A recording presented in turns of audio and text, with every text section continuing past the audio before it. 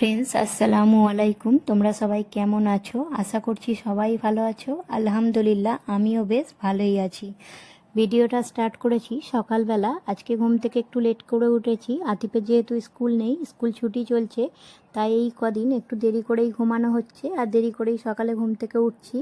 সকালে ঘুম থেকে ওঠার পর আমার নাস্তাটা রেডি করে নিচ্ছি। পুরি আর সেমাই আর একটু চা বানিয়ে নিয়েছি, ওটা দিয়েই আজকে নাস্তা করব। আতিফকেও নাস্তা করিয়ে দিয়েছি, পুরি আর তরকারি, ও ওইটাই খেয়েছে। সেমাই ও খায়নি, আমি খেয়ে নেব। খাওয়া দাওয়া করার পর রান্না বান্না করব। তারপর আজকে আমার ছোট্ট রান্নাঘরটা সুন্দরভাবে ক্লিন করব। কিচেন ছোট হোক বা বড়, একটু গুছিয়ে সুন্দর করে রাখলে দেখতে ভালো লাগে। তারপর এই যে বাজার করিয়ে নিয়েছিলাম গরুর মাংস, ওটাই রান্না করব। ফ্রিজের মধ্যে ঢ্যাঁড়স ছিল, ভাবলাম আজকে ওটাও শেষ করে নিই, ঢ্যাঁড়সটা না হলে খারাপ হয়ে যাবে। ঢ্যাঁড়স কেটে নেব আর গরুর মাংস বটি দিয়েই গরুর মাংসটা কেটে নিচ্ছি। বেসিক্যালি আমি সব কিছু ছুরি দিয়েই কাটাকুটি করি, মাছ মাংস ছাড়া সমস্ত কিছু ছুরি দিয়েই আমি কাটিং করতে পছন্দ করি। শুধু মাংস বা মাছ হলে বটি দিয়ে কাটি। এখন যেহেতু প্রচণ্ড গরম পড়েছে, তাই ভাবলাম বসেই সমস্ত কিছু প্রিপারেশান করে তারপরে রান্না করব। দাঁড়িয়ে রান্না করতে গেলে প্রচণ্ড গরম হয়। এখন ফ্যান চালিয়ে আগে সমস্ত কিছু কাটাকুটি করে প্রিপারেশান করে তারপরেই রান্না বান্না করব। এই যে সমস্ত কিছু ঢ্যাঁড়স, আলু, পেঁয়াজ সব কিছু কেটে নেব ছুরি দিয়ে, কাটাকুটি করে রেডি করে তারপরে রান্নাটা করে নেব। রান্নাবান্না হয়ে গেলে কিচেনটা পরিষ্কার করব সুন্দর করে। গরুর মাংস এতটা লাগবে না, একদিনে একটু ফ্রিজের মধ্যে রেখে দেব, আর একদিন হয়ে যাবে। যতটা প্রয়োজন ততটাই রান্না করব। বেশি রান্না করে বাসি খাওয়া ঠিক না, তাই আমি অল্প করেই রান্না করি, আর লাগেও না অতটা তরকারি আমাদের দুজনার। আতিফ আর আমি খাই, ও তো না খাওয়ার মতো অল্পই একটু খাওয়া দাওয়া করে। এখানে গরুর মাংসের জন্য প্রথমেই প্রেসার কুকারে তেল দিয়ে দিলাম, পেঁয়াজটা একটু ব্রাউন করে তারপরে এর মধ্যে আদা রসুন বাটা দেব, গরুর মাংসটাও দিয়ে দেব। হালকা একটু নাড়াচাড়া করে পানিটা শুকিয়ে গেলে তারপরে মশলা দিয়ে দেব। গরুর মাংসের মধ্যে নুন আর বেসিক সব রকম মশলা দিয়ে মাংসের মশলাটা ভালোভাবে কষিয়ে নেব। রান্নাবান্না করতে সবাই জানে, আমি জানি আমার দিদি বোনেরা হয়তো আমার থেকেও সুন্দর রান্নাবান্না করতে জানে, কিন্তু অনেকেই আছে যারা সংসার জীবনে নতুন নতুন রান্নাবান্না করছে, তাদের জন্যই উদ্দেশ্য করে বলা।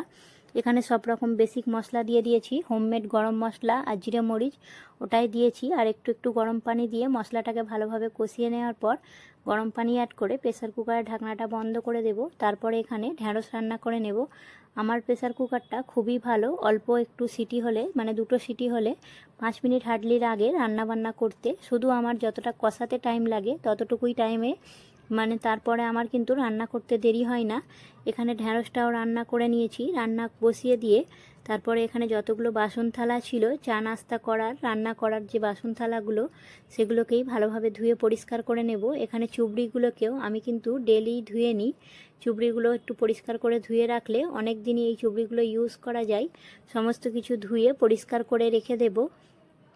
আমার হাত থেকে কোনো জিনিস সহজে খারাপ হয় না, অনেক দিন পর্যন্তই চলে। যেটা যেখানের জিনিস সেখানে রাখলে আর একটু সুন্দরভাবে গুছিয়ে রাখলে সব কিছুই কিন্তু অনেক দিন পর্যন্ত ইউজ করা যায়। রান্নাঘরটা সুন্দরভাবে আজকে পরিষ্কার করে নেব। ছোট্ট রান্নাঘর, ছোট হোক বা বড়, রান্নাঘর সুন্দর করে গুছিয়ে রাখলে দেখতে সুন্দর লাগে, আর এই ছোট রান্নাঘরে কাজ করতেও ভালো লাগবে। রান্না হয়ে গিয়েছে, সমস্ত হাঁড়ি পাতিলগুলো সরিয়ে দিয়ে এখন গ্যাস স্টোভটা পরিষ্কার করে নেওয়ার জন্য গ্যাস থেকে যে চুলোগুলো, মানে ঝিকগুলো, সেগুলো সরিয়ে নিলাম। আর এই যে অয়েল জারটা যার মধ্যে রাখি, খেজুরের একটা ট্রে ছিল, সেটা কিন্তু ভেঙে গিয়েছে। এখন একটা অন্য ট্রে ইউজ করব। এই ট্রেটা খুব পাতলা, তাই ভেঙে গিয়েছে, এখন বাদ দিয়ে দিলাম। সমস্ত কিছু কন্টেনার বা যা কিছু ছিল র্যাক, সেগুলোকে সরিয়ে কাউন্টার টপটা সুন্দর করে গুছিয়ে নেব। বেশ কিছুদিন গরমকাল পড়ার পর থেকে ভালোই পিঁপড়ে হচ্ছে, দেওয়ালের গায়ে সব সময় দেখি পিঁপড়ে যাওয়া আসা করে। পিঁপড়ে মারার চক ঘষে দিলে পিঁপড়েগুলো আবার চলে যায়। আজকে ভালোভাবে ডিপ ক্লিন করার পর রান্নাঘর আবারও ভালোভাবে পরিষ্কার করে নিয়ে চকটা ঘষে দেব। বেশ কিছুদিন তাহলে চকের অ্যাকশনে রান্নাঘরটায় আর পিঁপড়ে আসবে না। এখানে গ্যাস স্টোভটাকেও ভালোভাবে একটু ক্লিন করে নেব। জালি আর যে বাসন মাজার লিকুইড আছে ওটা দিয়েই রান্নাঘরটা পরিষ্কার করছি। অনেকেই আছে গ্যাস স্টোভ ধুই, আমি কিন্তু ধুই না। এইভাবে একটু ডিপ ক্লিন করে নিলে অনেক দিন পর্যন্ত ঠিক থাকে। আর রান্নাঘর মোছা পরিষ্কার করা এটা একটা আমার কাছে নেশা বলতে পারো। জানি না কেন রাত্রে ঘুমাতে যাওয়ার আগেও আমি এই কাউন্টার টপটা সুন্দর করে গুছিয়ে পরিষ্কার করে তারপরেই ঘুমাতে যাই।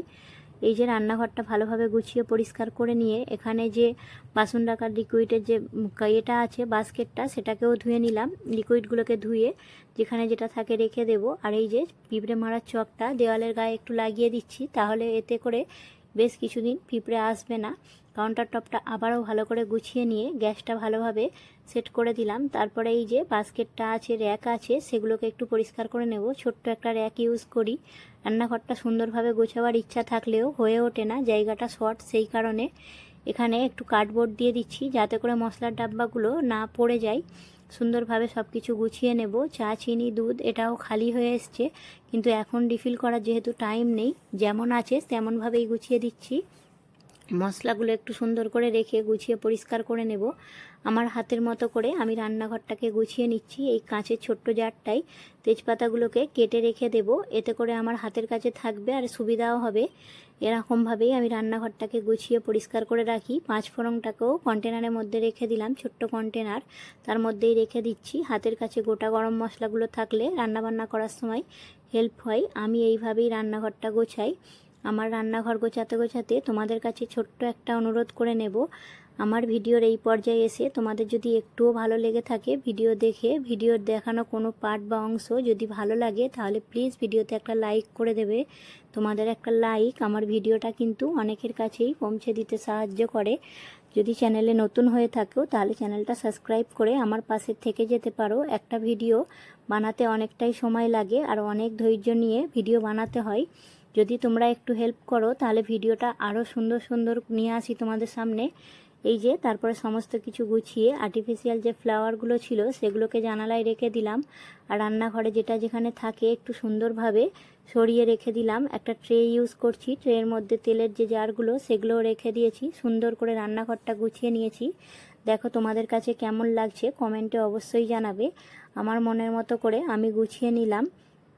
রান্নাঘর গোছানোর পর গোসল করে নামাজ পড়ে খাওয়া দাওয়া করে নিয়েছি। এটা ছিল 2-3 দিন আগেকার ভিডিও, রেডি করা হয়েছিল কিন্তু ভিডিওটা আপলোড করা হয়নি, তাই ভাবলাম আজকে তোমাদের সঙ্গে শেয়ার করি। আমার মা বাবা এসেছিল কাকু কাকিমাকে নিয়ে, একদম হঠাৎ করেই এসেছিল, তাই একটু নাস্তা বানিয়ে নিয়েছিলাম। পুরি আর একটু পনিরের তরকারি বানিয়েছিলাম, আর বানিয়ে নিয়েছিলাম ভাজা পিঠে। ভাজা পিঠের পুরটা যেহেতু রেডি করা ছিল বোনের কাছে, তাই ভাবলাম বানিয়ে নিই। আমার বোনও ওখানে বাড়িতে সেমাই আরও অনেক কিছু নাস্তা রেডি করেছে, এক জায়গাতে বসেই নাস্তা করব। আমি পুরি বানিয়ে নিয়ে বোনের বাড়ি চলে এসেছি।